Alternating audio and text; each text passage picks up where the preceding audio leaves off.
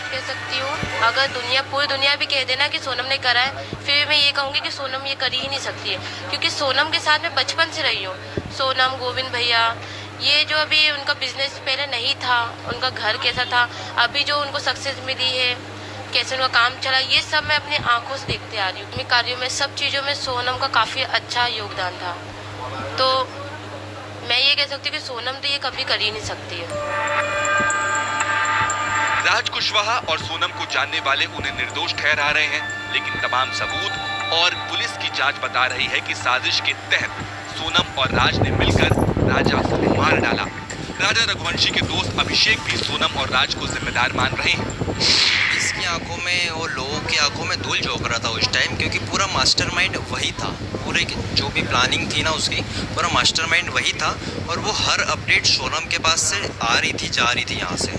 पूरी अपडेट सोनम के पास भी थी कि यहाँ पे क्या चल रहा है, क्या नहीं चल रहा है। और जो सोनम वहाँ पे गई थी, जब सोनम ने 3 लड़कों को, जहाँ तक हमें पता चला है कि 3 लड़कों को 2 दिन पहले ही गुवाहाटी भेज चुकी थी वो।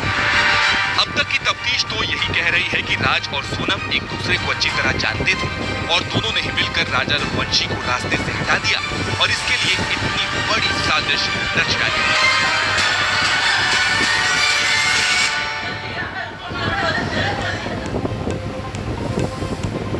सोनम रघुवंशी को लेकर मेघालय की पुलिस गाजीपुर से कल रात ही निकल गई थी।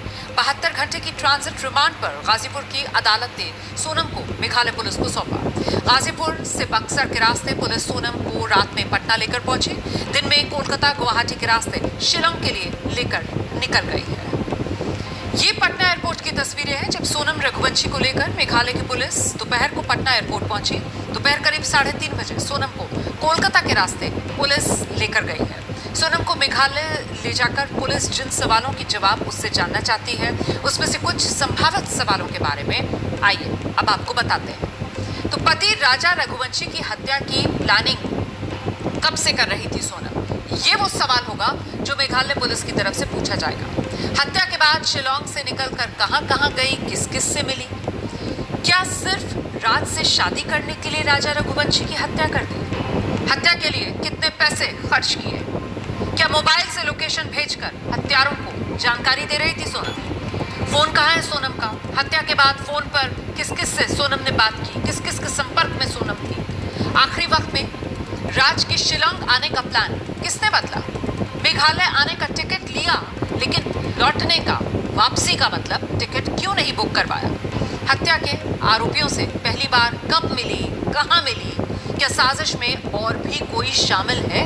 तो ये संभावित सवाल हैं जो पुलिस की तरफ से सोनम से पूछे जा सकते हैं। देखिए, कल जनहित में हमने आपको बताया था कि 23 मई को जिस दिन राजा रघुवंशी की हत्या हुई, उस दिन एकादशी का दिन था। राजा की मां ने सोनम को फोन किया था, व्रत के बारे में पूछा था। तब सोनम ने उपवास की बात कही थी, लेकिन लोकल मीडिया रिपोर्ट्स के मुताबिक उस दिन का एक सीसीटीवी वीडियो पुलिस के हाथ लगा, जिसमें सोनम होटल में बैठकर भरपेट खाना खाती हुई नजर आ रही है। और यही वो पहला क्लू था जिसकी वजह से सोनम पर पुलिस को शक हुआ था। सोनम को जानने वाले इस खबर पर भरोसा नहीं कर रहे हैं। जो लोग भी सोनम को करीब से जानते हैं, उनके मुताबिक सोनम तो ऐसी लड़की थी नहीं जो किसी की हत्या कर दे। आज एबीपी न्यूज के रिपोर्टर अंबुज पांडे सोनम के घर पहुंचे तो इंदौर के उनके घर पर कोई भी बात करने सामने नहीं आया। अंबुज ने पड़ोसियों से बात की। सोनम के परिवार वाले अभी बात नहीं कर रहे हैं, दरवाज़ा बंद है। यहाँ पर कोशिश भी की गई, हम एक बार और कोशिश करते हैं कि शायद कोई बात कर पाए। कोई है क्या?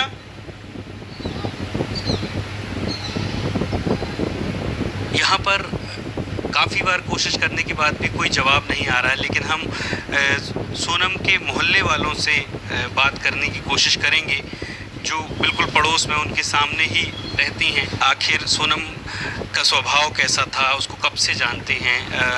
आपका क्या नाम है? इधर आ जाए आप। मेरा नाम है कुंती पांचाली। अच्छा, तो कब से आप यहाँ पे रह रही हैं? सोनम को कब से जानती हैं? 12 साल हो गए यहाँ रहते रहते। सोनम हाँ। को कब से जानती, कब से देखा? हमने उसको 12 साल से देखा उसको। अच्छा, कैसी हाँ। लड़की थी? अच्छी थी, ऐसा नहीं लग रहा था कैसा वो काम कर देगी। और ये जो लड़का है राज कुशवाहा, कभी आपने उसको भी देखा? तो मैंने कई बार देखा, आते जाते देखा उसको। कैसा हाँ। व्यवहार था उसका? सीधा लड़का था? हाँ सीधा था, पर हाँ बैठे रहता था, अंदर जाता था। हाँ घर में आता जाता था?